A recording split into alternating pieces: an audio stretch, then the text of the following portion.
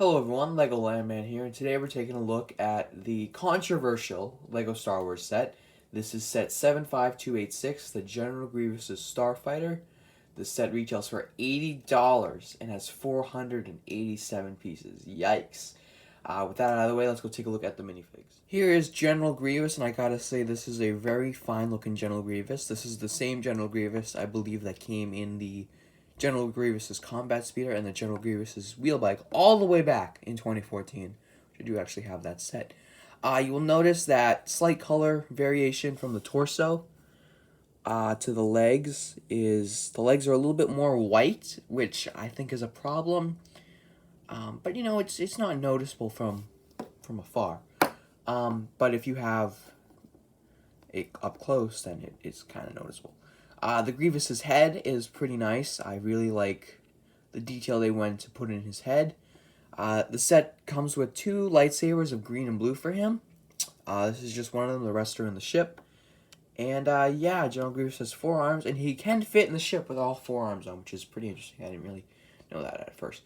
But yeah, this is General Grievous. Nice way to get General Grievous if you don't have one already.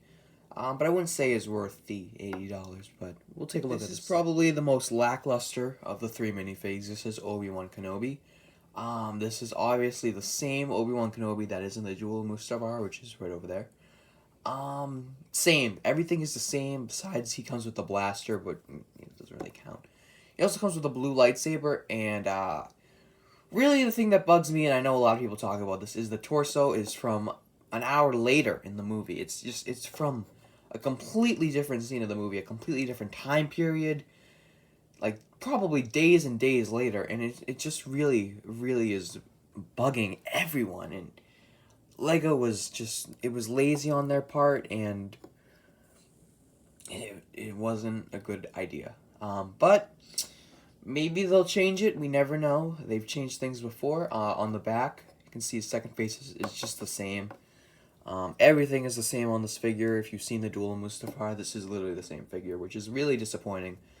I don't think Lego will change it. Some have, opted for Lego to want to change it, but, I don't think Lego will change it now. But it would be cool, but I don't think it's gonna. Here's probably the most disappointing choice for the set. This is an Airborne Trooper. I don't have any Airborne Troopers, but this is a nice way to get one. The last time they came in a set was 2014 Utapau Troopers Battle Pack, which is worth about $70 sealed now, which is just insane. I kind of wish I picked one of those up. But you can see he has the new clone face, which is really movie accurate. The helmet is a really nice mold. I really like the helmet. It's really circular, and it's really firm, so I like that. He comes with a nice cloth piece. Seen that before. And he just comes with some really nice printing. Obviously, we all wish that it was a Phase 2 Cody. The rumors that Phase 2 Cody was swapped out to be put in the UCS gunship may be true. We'll have to wait until that set gets revealed, but I don't know. I kind of believe it because Phase 2 Cody represented well in the scene.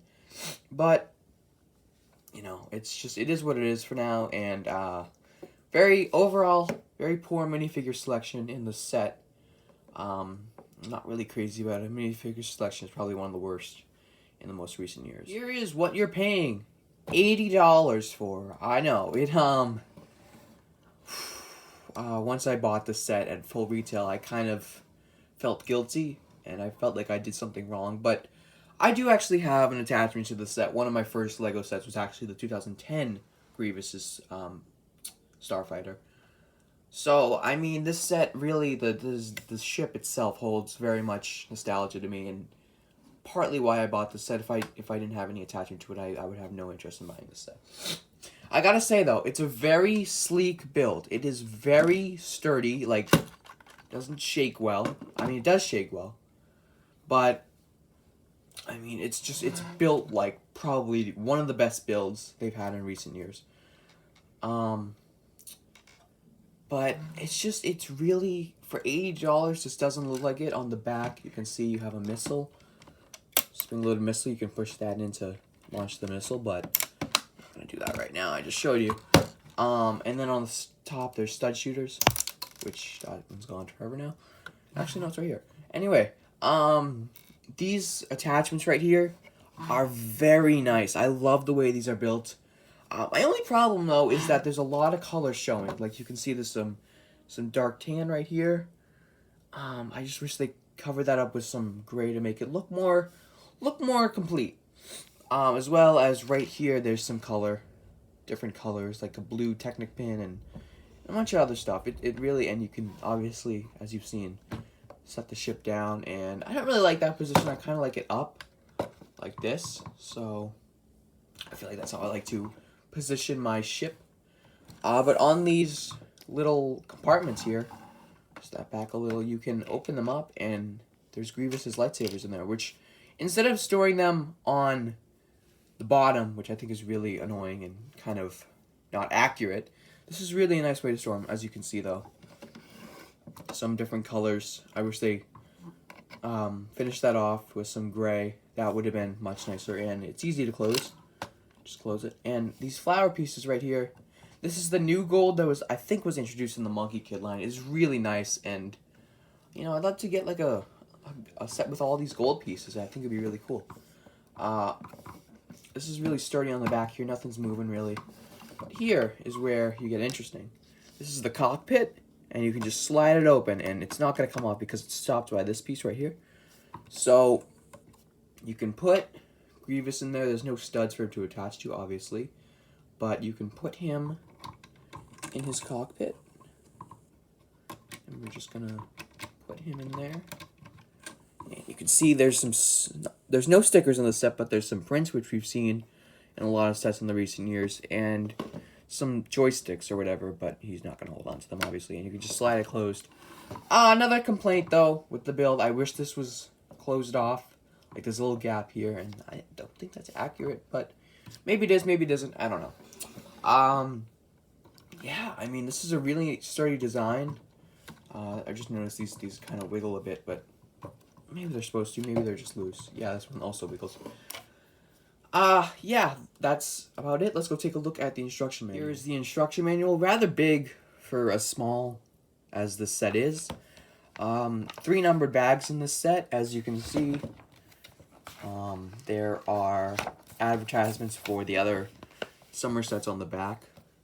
I really want that 501st set. So, yeah, let's go take a look at my final. I was able to purchase this set 2 weeks early from the release date. At Target, actually.